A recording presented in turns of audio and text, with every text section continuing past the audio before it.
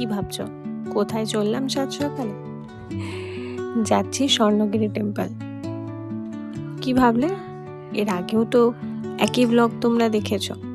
হ্যাঁ, এর আগেও আমরা এই টেম্পলে গেছিলাম, তবে সেটা অবিবাহিত অবস্থায়। কিন্তু আজ বিবাহিত অবস্থায় প্রথমবার আমরা হায়দ্রাবাদে ঘুরতে বেরোলাম, এবং সেটাও স্বর্ণগিরিতে।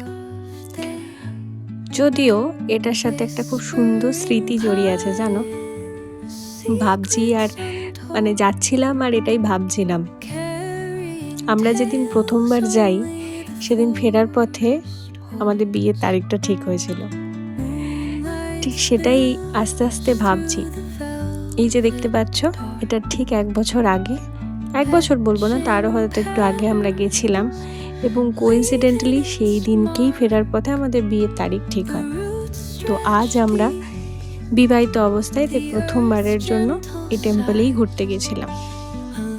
দেখতেই পাচ্ছ, তোমরা যারা হায়দ্রাবাদে থাকো তারা জানো এই টেম্পলটা কতটা সুন্দর।